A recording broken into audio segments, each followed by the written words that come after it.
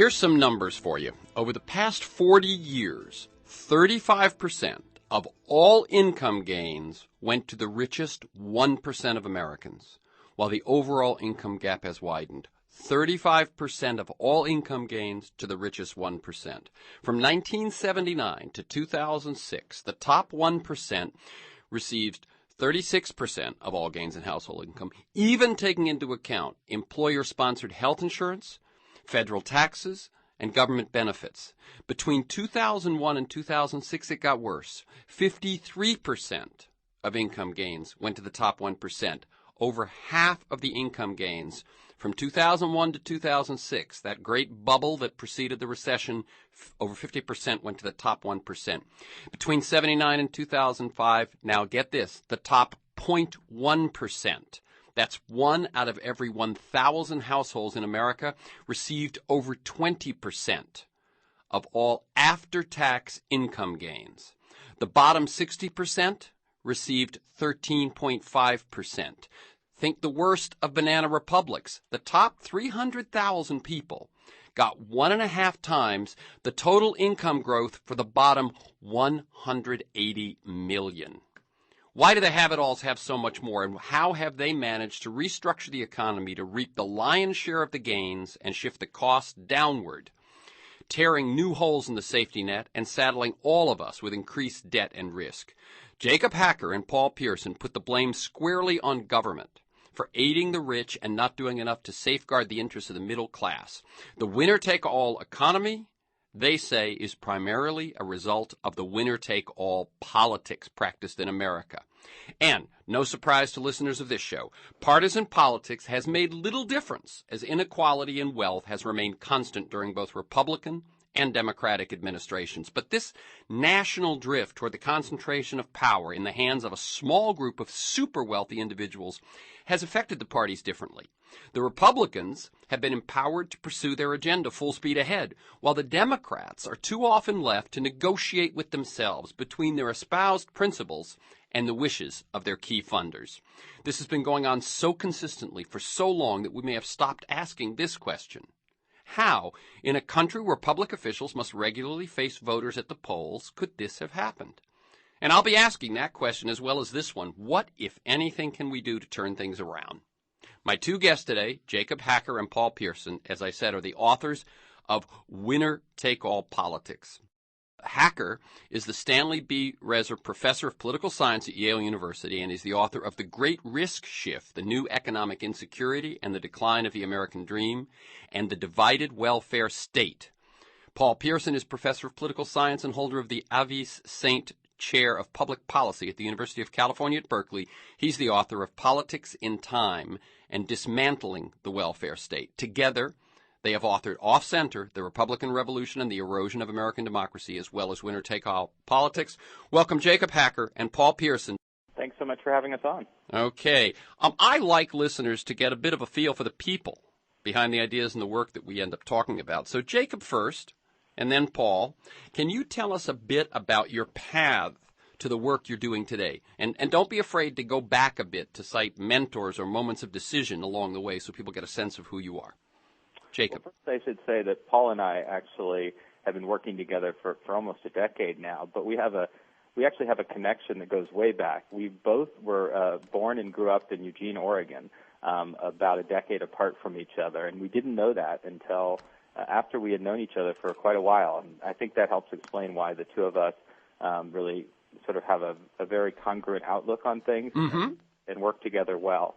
So I've been working on issues surrounding economic security and inequality really since I started as a political scientist. And the puzzle that I've been grappling with is really why the United States has seen a real erosion of both economic security and economic equality over the last generation. And initially my interest was really in those policies that provide economic security, health care, retirement, pensions. But as I watched what was happening there, I mean, with employers cutting back, with real strains being faced by many Americans, I really saw a larger theme emerge, and that's that our politics seems increasingly incapable of really responding to the concerns of the middle class. And so with Paul, I started delving much more deeply into this side of the story And that's really the genesis of winner-take-all politics. Paul and I worked on a book about 5 years ago about the degree to which we thought, our government was pulling away from the public, and in particular was moving to the right, while Americans were mostly staying in the middle. But I didn't really know it then, but I was actually asking the bigger question about why there's been such a divorce between where Americans are on many of these issues over the last generation and the real strains Americans are facing on the one hand and where our government is on the other.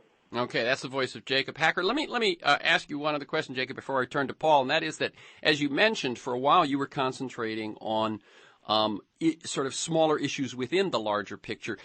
One of the places I think I first came in contact with you was that your proposal sort of for Medicare for All was really a very sensible proposal. How long ago did you come up with that, and God, don't we wish that had been the program? Yeah, so that was a long time ago as well. I actually wrote the first proposal that became what was known as the public option during the health care reform debate back in 2001. And the idea was pretty simple, that either we were going to make Medicare part of the solution, or increasingly people were going to understand Medicare as the problem. And that's certainly what's happened. The fact is that the Medicare program has lower administrative costs, has done a better job of controlling costs, and is a really vital foundation of economic security. When you compare it with the private insurance sector, it's been much more capable. It surely needs improvement, but one argument that I was making consistently over the last 10 years or so is that instead of really tearing down Medicare, as Republicans now want to, we really should be expanding it and making it work better, and that this sort of unbridled faith that the private sector would be able to deal with the strains in healthcare was really misplaced. And it was quite a fight in 2009 and 2010, and I was deeply involved in it. I'm very happy that there was a major piece of healthcare reform legislation passed, but like many Americans, I think that the legislation does not go far enough to really address the concerns people have about economic security and rising healthcare costs. And that's, in some ways, I was writing this book as I was involved in that debate, and I think that the writing the book about how our politics had changed kind of provided me with some perspective on why it was so hard to fight for this relatively modest idea that Americans should have the ability, if they want, to join the same program that provides economic security to older Americans. Yeah, I know. I was saying during that whole debate, start at lowering it to 55, and then when that gets, when that gets settled in, then drop it to 50. When that gets settled in, drop it to 45.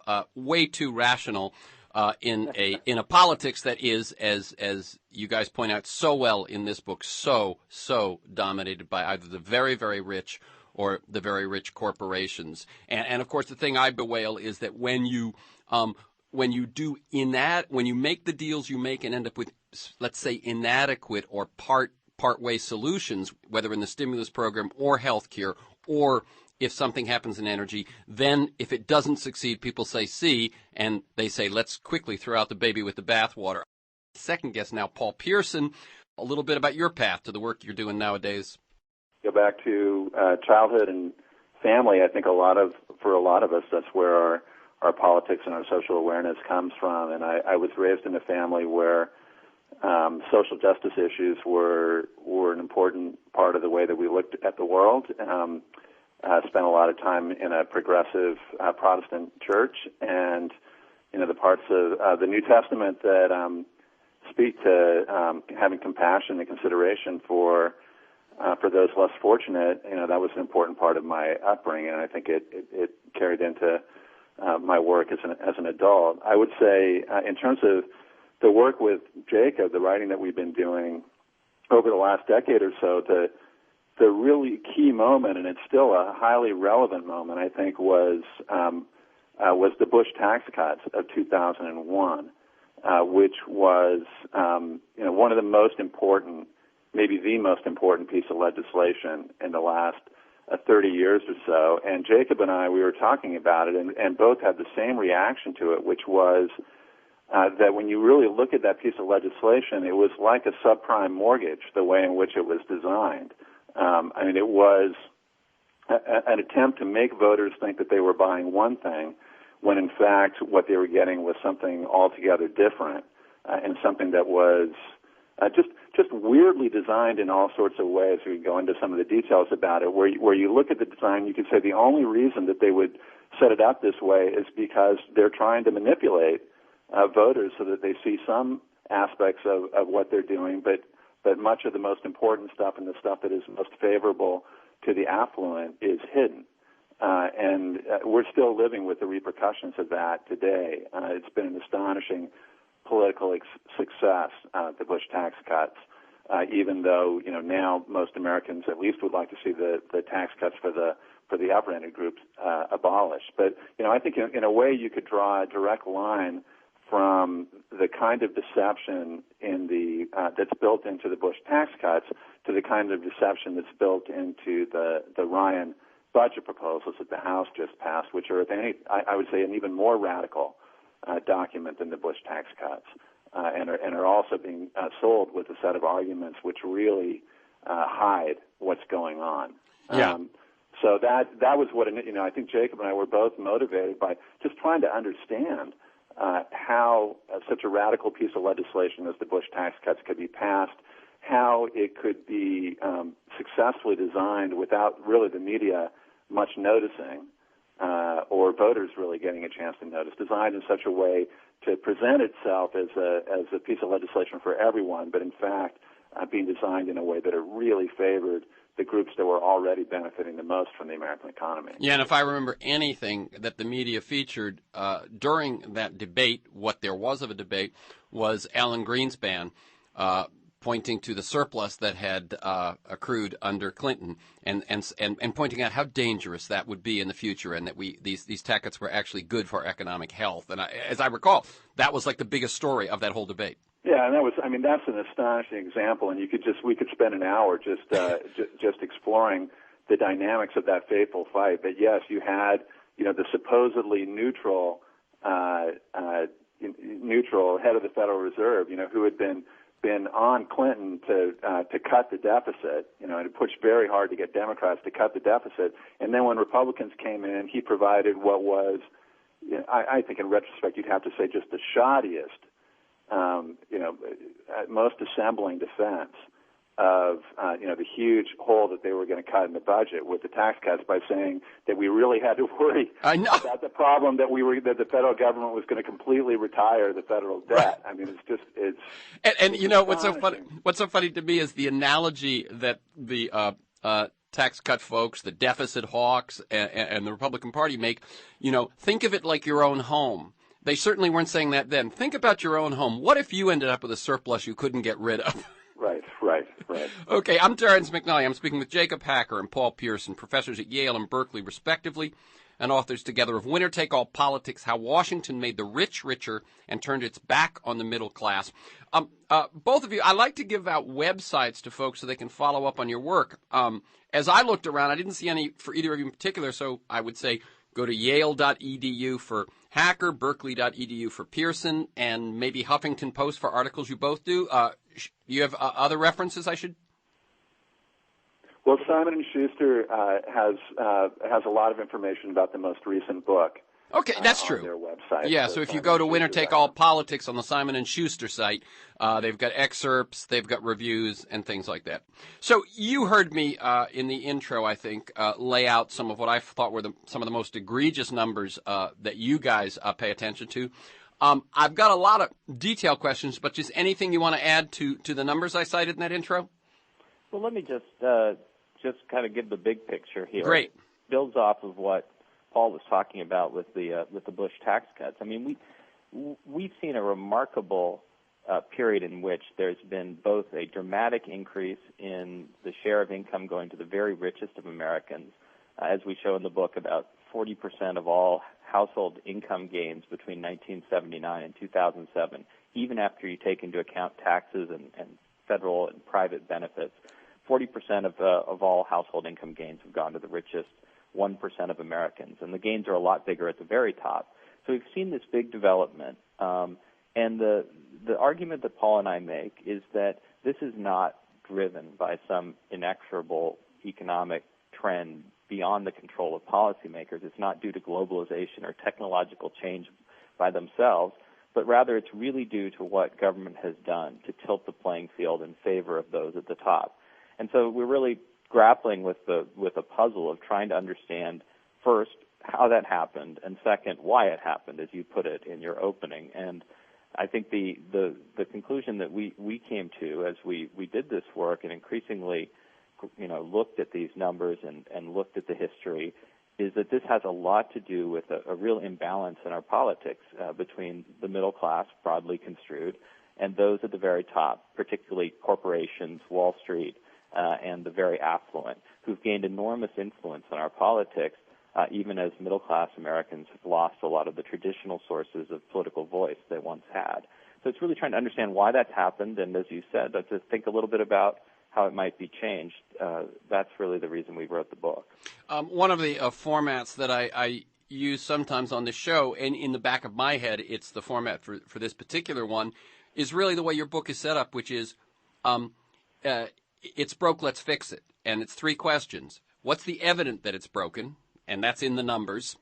What's the causes? What's the history? How did it get broken? That's the middle of the book. And then what do we do to fix it is at the end of that book. And basically this interview will follow that. One thing I wanted to ask, and Paul, why don't you take this one, is for people just to remember, this current situation that has been exaggerated almost consistently since actually you point out it starts prior to Reagan, it starts under Carter. It has not always been so. For the generation following World War II, prosperity was broadly distributed up and down the income ladder. We had countervailing forces, and this is, in some sense, the golden age that the right and the Tea Party are constantly looking back to, despite the fact that it's the opposite of what their program is. Right. So if you look at the post-war period up until the mid-1970s, and we call this broadland, just to contrast it with the current era, which I think can be more aptly called Richistan. But during the era of broadland, what was striking is exactly as you say, that there was tremendous economic growth during this period, much higher than the rate of growth since then. And the fruits of that growth were very widely spread. Now, that doesn't mean that the United States was Sweden.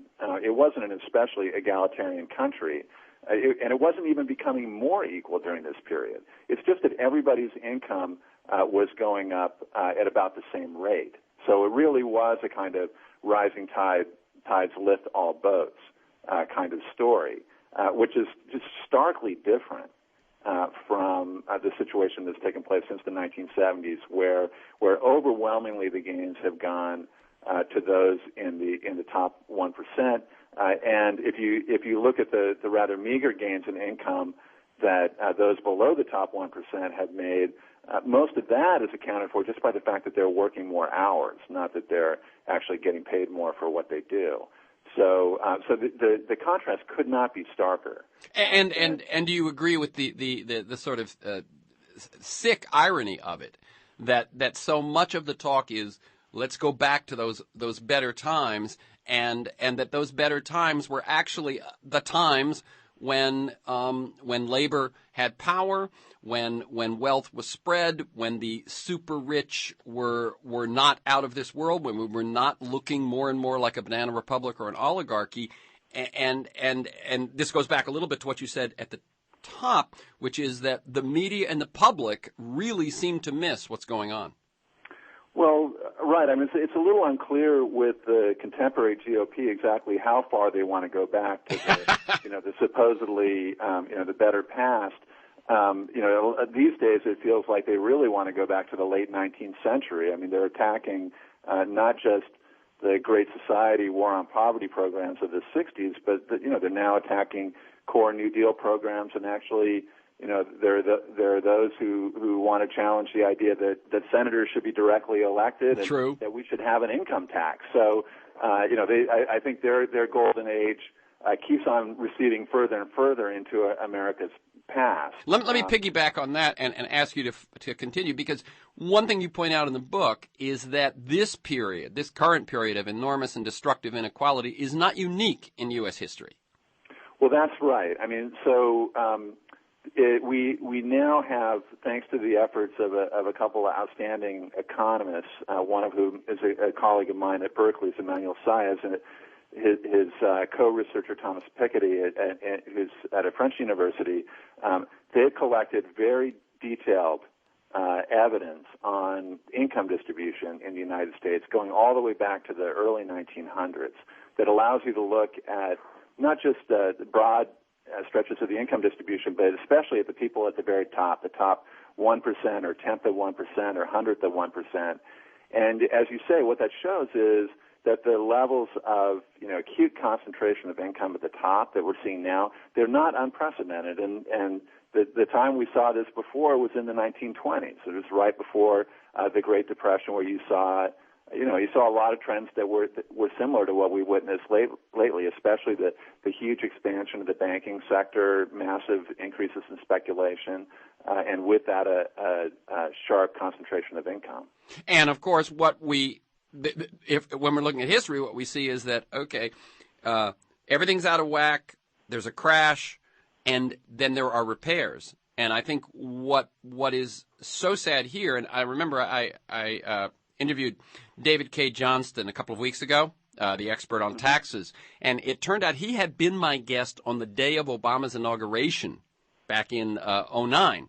And we had both talked about, well, now finally, isn't this great? We got a progressive president at a time of economic crisis. We can actually make some, the country might be ready to actually make some real repairs. Only that doesn't seem to be happening this time with nearly the effectiveness. Either one of you.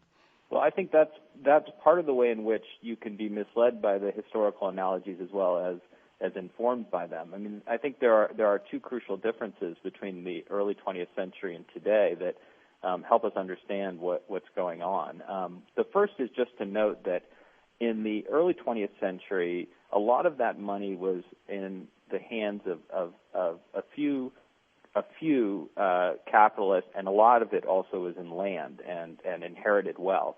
In the last 25 or 30 years, what we've seen, and this is what the work of Saez and Piketty that Paul mentioned has shown, is that we've seen basically the rise of a super rich class that is mostly in the executive world. Financial executives and non-financial executives together make up about 6 in 10 of the richest 0.1% of taxpayers. And so that's a pretty big difference. So the Great Depression basically wiped out a lot of that accumulated wealth. And this crash has really not shaken in any fundamental way the sources of income at the very top, which are really rooted in a free-for-all financial market on the one hand and an out-of-control corporate compensation system on the other hand. We in the book really show that those two sets of policies, financial market policies and corporate governance policies, have tilted dramatically in favor of the richest. And there's really been only a very modest attempt to try to redress the balance. So there's no natural reason that this time around we're going to see a real shift. And the second reason for that is that, the last 2 years have really shown that the kind of politics that we describe in the book, which we call winner-take-all politics, where organized representatives of these narrow economic interests have a great deal of influence, and the broad middle class really has a lot less of an ability to shape what government is doing, that kind of politics is still very strong. President Obama on almost every major issue, take the fight over health care reform that I was involved in, but also look at financial market regulation, look at energy reform, look at the fight over the stimulus package. On all those fronts, he had to fight a really, really committed and strong conservative Republican coalition on the one hand, and then he also had to fight these organized economic interests that have vast lobbying resources and are really invested in trying to preserve this sort of tilted set of policies that we describe in the book. So, history sometimes repeats itself, but at least it seems to me that we're in the point where history is repeating itself as tragedy and not as farce, and that this is really a period in which a lot of the strains that you would think would produce a real push for a new set of policies have not yet broken through the kind of embedded and deeply entrenched winner-take-all politics that we describe in our book. Yeah, very good. Thank you for pointing out the difference in the remaining power of the super wealthy after the crash of '29 and after the recession of 2007, 2008. I hadn't realized that distinction. These are the voices, by the way, of Jacob Hacker and Paul Pierson, collaborators on the book Winner Take All Politics: How Washington Made the Rich Richer and Turned Its Back on the Middle Class. I just want to set up a little bit of your discussion of the how this happened. And you've referred to it a few times that winner-take-all politics, in some sense, is a new situation in the way that the organizational and the financial capacity of one side seems to so outweigh the other side. And one of the things that I also thought of as you were just speaking was an interview Bill Moyers did with Thomas Frank on the 1-year anniversary of Obama's election, and he goes through Frank goes through all the compromises that were made, all the negotiations that happened before the negotiations even start, and so on key things. And finally, Moyers says, "Well, why don't the Democrats make this case? Why don't they fight harder? Why don't they set their goals higher?" And he said they don't want to upset their funders. And that really, I think in this next section, you will lay out that actually the funders of both parties remain, the real powerful ones remain together. Let me just point out a couple of things. In 2008, and this is from your book, 69% of Americans agreed, 2008, 69% of Americans agreed that government is pretty much run by a few big interests looking out for themselves rather than for the benefit of all the people. Only 29% disagreed. Now, in 1964, that's in the middle of that period we were talking about when wealth was shared and there were forces at play. The first year this question was asked by the American National Election Studies, the numbers were reversed. 64% disagreed, 29% agreed. The loss of faith is the most destructive legacy of a cynical right that has torn down government to gain power and a feeble center that has too often gone along. So you also briefly mentioned it, but I just want to point out to other people, others point to what's happened with the wealth in this country, and they blame it on globalization, on failures of our education system, et cetera, et cetera. You point out that those explanations are wrong. You point the finger at Washington and at politics, so take it away. How did this happen? Who wants to start, Jacob or Paul? Well, let me pick up on the first subject of exactly what's happened to the politics, and then maybe Jacob could speak to this point about why we're not convinced by these arguments about globalization and changes in the distribution of skills and so on, the kinds of arguments that economists usually make. One of the central claims that we make in the book is that most of the discussion in the media, most of what pundits focus on about politics, is really misplaced because it puts elections and voters at the heart of the political system. We call this the politics of electoral spectacle. And the media tends to love it, and especially television, because you can focus on personalities and you can treat it sort of like sports. Which team is the red team winning or is the blue team winning? How are their stars doing, and so on? Make it about celebrities and that kind of contest. And we're not saying that these elections don't matter. They do matter a lot. It matters a lot whether you elect Republicans or Democrats. But there's a whole additional aspect of politics which, in terms of what government actually does, what actually happens in Washington, is even more important. And we call that the politics of organized combat. That the organized have huge advantages over the disorganized in politics because they can develop the kind of sustained focus and expertise that you need to really figure out how to push the levers in Washington, put pressure on policymakers to respond. Or in many cases, what these organized groups are trying to do is just to stop things from happening, to stop Washington from responding to economic problems. And, of course, that's a lot of what we saw once Obama came into office, was just organized groups pushing really hard to either water down or block possible reforms. So we really think that organized conflict is fundamental to understanding what's happened to Washington over the last 30 years. And it's very clear, and we provide the story in our book, it's very clear that there's been a sharp shift in the balance of organized power. And some of this has to do with the decline of the kind of groups that used to pay attention to middle-class economic interests, and organized labor is the most important factor here. Organized labor goes into steep decline beginning in the 1970s and accelerating from there with a lot of help from vigorous attacks by business and Washington basically saying that they weren't going to get involved in these conflicts and staying on the sidelines.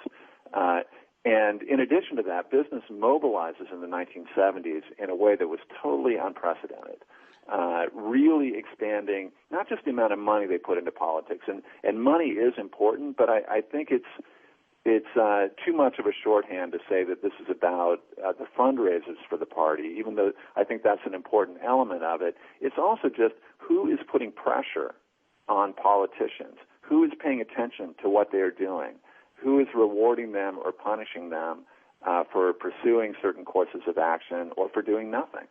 And it's that as much as it is about money. So that on too many cases, you take something like financial regulation, the attempt to do something to respond to, the horrible failures of governance and regulation that contributed to the financial crisis. And there you have these incredibly mobilized financial interests. And on the other side, you have very little, and very little to allow people to figure out how to have their interests protected and represented in the system. Yeah, one thing. Let me just cut in for a sec. One thing I often sense is that the public cares about financial regulation. It cares about environmental regulation. It cares about this and that at about 3 or 4 in their priorities. Job, health, family, or education might be above that. Whereas with specific interests, it is their number one thing for which all their attention, all their energy, all their organization, all their money is going, and that is not a fair fight. Tell us a little bit about the Lewis Powell memo, and then I'm going to set this up so you can go on your own, but you point out that many put way too much importance on the cultural changes of 1968, while you suggest that perhaps 1978 is a much more crucial turning point. And might the highlights of that be the resounding defeat of the bill to establish a new Office of Consumer Representation and the failure of the labor bill that was the highest priority of labor at the time to even come to a vote? So whichever one wants to take that, the Powell memo and the 70s. Okay, so I can go ahead and do that. Sometimes we're not sure who should. We don't want to trip over each other in responding, but so the contrast between the 60s and 70s, we think is really illuminating. So people who think that elections are the thing on which all of American politics turns would typically identify 1968 as the turning point in American politics, right? So Nixon becomes the beginning of a stretch where Republicans mostly are winning presidential elections, where issues having to do with race and conflict over social issues are becoming more prominent in American politics. And so many people would say that's really when politics turned in the United States. But if you look at what was going on in Washington, especially with respect to domestic policy, that story just doesn't make a whole lot of sense.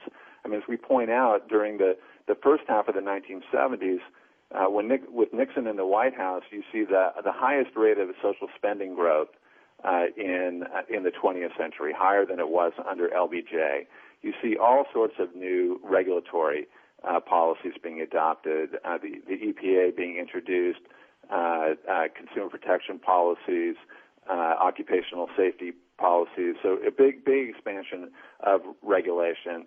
And all of this is happening with a Republican in the White House. In many ways, if you look at the kinds of things that Nixon was willing to support in domestic politics, he looks to the left of many members of the contemporary Democratic Party. Absolutely, I'd say. I mean, I made that comparison during the Clinton years, and I think to some extent even Obama. It's just that the center has moved so much, and you're going to point out why. Right. So then you turn to the late 1970s, when Carter is president and where Democrats control the House, the Senate, and the presidency. And all of a sudden, things start to become much more conservative. By 1978, you see defeats of all the major pieces of domestic legislation. As you say, the proposal to have a consumer protection agency established, but also a really important fight over industrial relations reform, which would have made it easier for unions to organize, is successfully filibustered in the Senate. And then you start to get big tax cuts that are this is before Reagan comes into office, big cuts in the capital gains tax, big cuts in other taxes affecting high-income groups. So politics and policy is really shifting right in the middle of a Democratic administration. And we argue that a lot of this has to do with powerful mobilization of business in response to those trends that I was describing that were taking place under Nixon, in which liberals really seemed ascendant in Washington and in policymaking. And the Lewis Powell memo is this famous memo that he wrote in, I believe, it was 1971. And this is before he was on the Supreme Court, later appointed by Nixon. But at this point, he was working for the Chamber of Commerce, and he penned this memo that said, we have got to get organized. That is how you get things done in Washington. We're on the defensive. If we want to be on the offensive, we have to be much more organized, have much more capacity for proactive behavior in Washington rather than just responding to things that have already happened. And we don't want to suggest. Some people suggest that the Powell memo was somehow the trigger for all this, and we see it as much more a symptom of much broader trends than the thing itself that changed things. Sure. One of the things you point out, by the way, I just want to mention to people, is in 1972, the National Association of Manufacturers moves its headquarters from New York to D.C. Right, and the same, which is, I think, a highly revealing action. They basically said, we realize now how important government is for us, and we want to be where the action is. And around the same time, you get the Business Roundtable forming, which is, so that the lobbying arm now for the very highest reaches of American business. So, the very biggest companies, and it's basically an institution that is designed to bring the leverage of the CEOs of those companies directly to bear on politicians and policymakers in Washington. That's also taking shape in this period, along with a huge expansion of think tanks, political action committees, campaign contributions, and so on. So there's really a revolution in the balance of organized power that takes place in the 1970s, and that's why you can get, much more progressive politics under a Nixon administration than you get under a Democratic president a few years later. And in some sense, it seems to me that what you had in Nixon was those people who think that culture rules rather than organization, was that the culture that had emerged in the 60s did want consumer protection, did want environmental protection, and so even a Republican goes along with it until business gets organized and says, Americans may want this, but it's not good for us. Well, I think the thing I would add to this is that, that was that moment when the organizational basis of what was happening in Washington shifted, is really also the moment when economic inequality starts to take off in the United States. We first start to see rises in inequality in a lot of the evidence in either the late 1970s or the early 1980s. And so the timing fits very closely with these organizational shifts that are happening in Washington. I think economists have generally been searching for some broad economic explanation that can really help us understand what happened in this period. And we're very skeptical that the changes that are occurring over this period rather gradually in the economic environment can really help really explain the precise way in which inequality rose in the United States. And I think one of the things that we were struck by as we started to look at the evidence is that really what we're talking about is not a pulling apart of, from the bottom third, from the top third, but really a pulling away of the very rich from the rest of American society.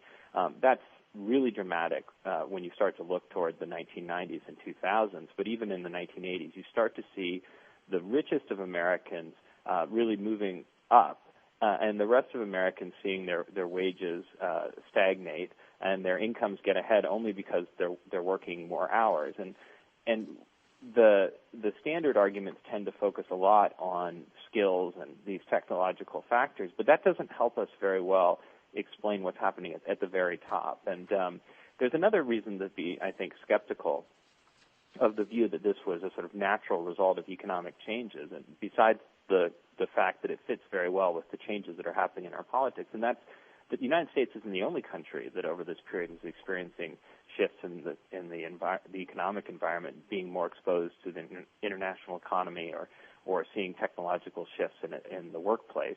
But it is really the country that stands out as having the largest and most dramatic increase in this kind of top-heavy inequality. And I think that really calls on us to look at what's happening within the United States in the domestic politics of the United States, the kind of developments that Paul was just talking about. The last thing I would say is that part of the skepticism that government and politics play a big role in the rise in America's top-heavy inequality reflects the reality that a lot of this happened in what people were earning in the market. So it's one thing if, government policy was shifting to tax the rich more lightly, which it did, by the way. I mean, Paul mentioned that in 1978 there was big cuts in the capital gains tax. If you look from the 1960s to the late 2000s, you see a dramatic drop in the very top tax rates. And the effective tax rates, what people actually are paying, are coming way down for the richest.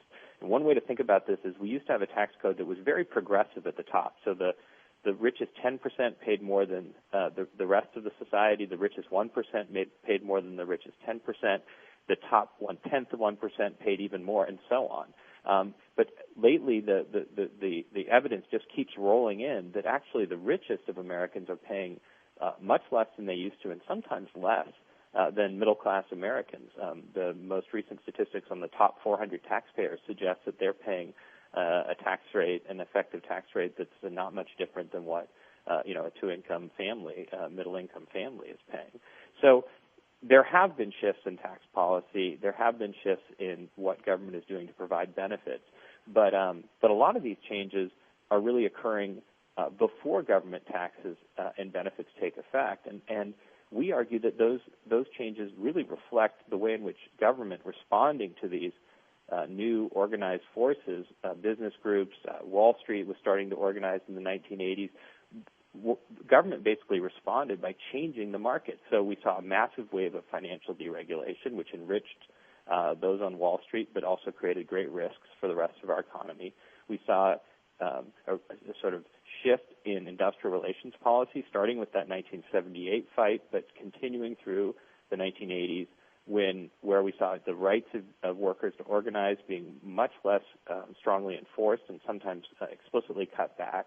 And then we saw a lot of changes in accounting rules and the way in which corporate governance was policed that abetted this rise at the very top. And perhaps most important, we also saw Washington increasingly just not responding when these shifts in the economy and changes in what people were doing in the private sector were increasing the rewards for those at the top. So sometimes it was the government was changing the rules, but sometimes it was that Washington policymakers, encouraged by lobbyists to not do anything, were basically sitting on their hands and saying, "Oh, we're not going to update the accounting rules. We're not going to deal with stock options that are being received by CEOs." And when you start to add that together, it's remarkable how much of the explosion of incomes at the top you can explain. And that helps us understand why the United States is really where this has happened more than almost any other country. It's also the case that the United States, it looks like other countries like Britain and Canada look more like the United States. And when you start to unpack what happened in their politics, they actually have done some of the same policy shifts. They've shifted their exposure to the economy, the global economy, in similar ways that the United States has. So I think once you think about the role that politics and policy plays, you really have a much more powerful understanding of how our society has changed and why. You really begin to see that it's not so much about redistribution, but it's about predistribution, about the way in which politics and policy is shaping opportunities for private actors to earn massive rewards and often to shift risks and costs onto the rest of Americans So government has basically helped create this winner-take-all economy.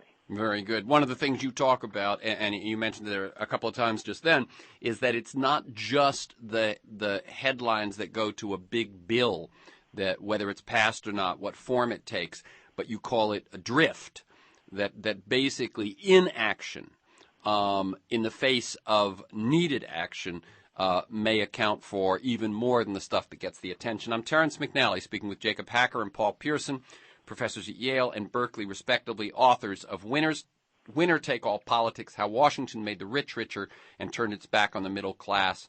You can learn more at simonandschuster.com, or for Jacob Hacker, yale.edu, and for Paul Pierson, berkeley.edu. I did want to just echo what you were just saying. A big focus of mine over the last year is the dark side of American exceptionalism.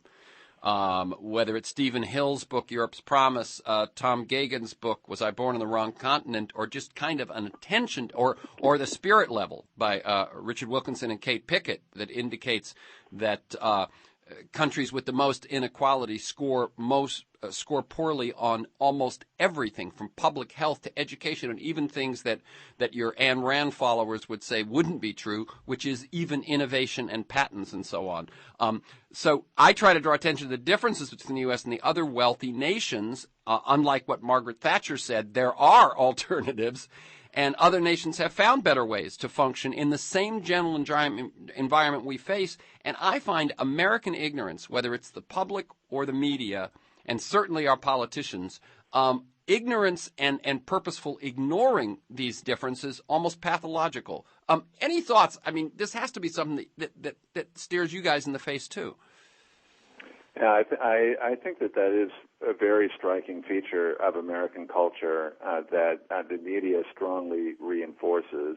Not all the media, because we're involved in media right now, but the almost presumption that we have lots to teach other countries but nothing to learn from them, and the unwillingness to even take a quick look at other countries to see whether they are in fact experiencing the same problems that we are, and perhaps those problems aren't as severe, and so we might want to try to learn something from that and see how they're tackling those problems.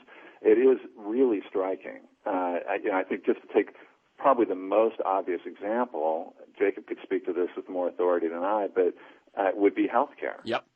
Where we spend vastly more than other countries do without achieving better outcomes, and we're bankrupting the country.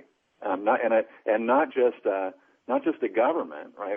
So the conservative response to this at this point is, if healthcare costs are going up too much, let's not do anything about healthcare costs. Let's just not have the government pay for anything anymore. But the idea that you might actually be able to learn from other countries who are managing this problem far more successfully than we are is not something that is seriously entertained. Right, and one of the reasons that an American manufacturer has a greater inducement to shift work overseas is because he's paying the health care costs if the car is made here or the parts are made here versus the countries he's competing with who are not. That's right, and or it's going to show up in lower wages. Right? If you have to pay those expenses, then you're going to cut the compensation that you're going to be able to provide for your workers in other ways. Yeah, but I mean, as I say, and I know I hear we are in agreement about this. It is driving me a bit crazy that even progressives, or as you point out, you say economists looked at, is it globalization, is it education, is it skills, and so on. Well, if they matched our response to other countries in similar conditions response, they would, I would think, come to a similar conclusion to you have, that when you factor that in, those other explanations lose their power. Well, we need to be just a little careful here. We're not saying that we don't think that globalization matters. Oh, no. Or that technological change matters. We do think those things matter. But we don't think that they provide at all a complete explanation for what is going on, and that there are these quite distinctive changes in the United States, especially the extent to which the gains from economic change have fallen into the laps of a very small group of people. That is distinctly American. Okay. I'm Terrence McNally speaking with Jacob Hacker and Paul Pierson, authors of Winner Take All Politics. We've got about 5 minutes. The future, the solution, what do you see? And let me just go back to the way you guys actually have set it up, which is that it's not just about the money. It's not just about lobbying. It's about organization. And has the organization of the people, labor, etc., has decreased, the organization of the very wealthy and the corporate have increased, how are we going to turn things around? Well, it's a big question, obviously, to do in 5 minutes. But I think the three arguments of our book that really speak to what might be possible in the future are that a lot of this has occurred in the structure of our markets, not just through taxes and transfers, not just through government redistributing income. The second thing, as you said, is a lot of this has occurred because government isn't capable of acting or isn't willing to act because it's not facing enough pressure to do so. The drift that's occurred in our policy. And I'll just note here that, one of the really big developments that we talk about in the book is how the filibuster has essentially become a quasi-constitutional aspect of American politics, requiring that every piece of legislation besides the budget has to achieve a 60-vote supermajority in the Senate. That just makes it very hard for us to effectively respond to many of the economic and social challenges we face. But above all, I think this is really an organizational story, so any effort to address it will be an organizational response. And what we've seen in the past when we've seen effective movements for change is a kind of marrying of inside strategies of reformers who are working within government and outside strategies of groups that are mobilizing the public. And I think we're starting to see the first stirrings of that. This is the same pattern we saw in the progressive era, and to some extent, it's the same pattern that we're seeing on the conservative side in the Tea Party.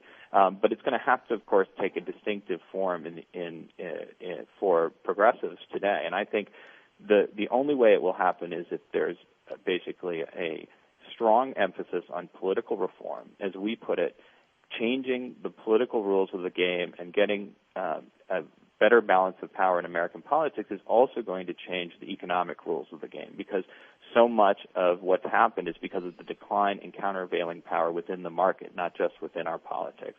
And then the second thing I would say is that there has to be a kind of long-term vision that places political and economic reform front and center. And so much of the back and forth in our politics today is very short-term oriented, where Democrats, pushed by funders, pushed by the sort of strategic moment, will embrace a set of reasonable responses to where their opponents are, but without much thought to how that's going to build support over the long term for more fundamental reform. Yeah, one of the quotes that you bring up that I have been bringing up during the Clinton years, during the Obama years, was the words attributed to FDR, "You've convinced me, now make me do it." And that takes organization. You want to add to that? Well, the only thing that I would just underscore, and we had a recent op-ed piece in the Washington Post that people could track down on this, the fight going on over public sector unions right now. I think it's extremely important for middle-class Americans to realize how crucial labor unions are for giving some expression to the economic concerns of ordinary Americans in Washington and in state houses. I think too often, sometimes unions are pursuing narrow interests, but too often we think that that's the most important or the only thing that they're doing, and they really have been and must continue to be a critical voice on these kinds of questions in American politics, or else you're only going to hear one side of the discussion, which is, and too much of that has been happening for the last 3 decades. Yeah. When I read your, conclusion chapter and so on, and I was thinking, you're laying out what needs to be done. I mean, here's just one. The aim should be threefold: to reduce the capacity of entrenched elites to block needed reform, filibuster, etc., to facilitate broader participation among those whose voices are currently drowned out, and to encourage the development of groups that can provide continuing organized capacity to mobilize middle-class voters and monitor government and politics in their behalf, and a media that pays attention to it. And I go, yes, but will it? And I guess that's something we're just going to have to watch, huh? Yeah, Terrence, I mean, I think it's a huge challenge, but remember that the developments that we described took 30 years, and so it's not going to happen overnight. I think one of the things we're trying to do in the book is to really make clear what the problem is, because too often it's seen as a problem of that Democrats don't have the right strategies for the current moment, or that somehow the messages or the framing aren't quite right. That is all very important, but much more fundamental is recognizing that the problem is that our politics is tilted dramatically toward those at the top, and that public policies and the rewards of our economy have followed. And if we're going to really have a new kind of politics, it's going to start with the recognition that we need to mobilize middle-class Americans to really push back against the kind of tilt of American politics that we describe in our book. Okay, the book is Winner Take All Politics, How Washington Made the Rich Richer and Turned Its Back on the Middle Class. The authors are Jacob Hacker and Paul Pierson, and you can learn more at Yale EDU for Hacker, Berkeley.edu for Pierson, and at SimonandSchuster.com. You can listen to this week's conversation and many others at any time during the week by linking to the podcast. You can sign up to have it delivered to you weekly. For podcast articles and transcripts, and to join me in pursuit of a world that just might work, you can go to TerrenceMcNally.net or aworldthatjustmightwork.com, both the same website. If you want to receive my weekly email announcement of upcoming guests and issues, sign up at my site or email me at temcnally, temcnally@mac.com.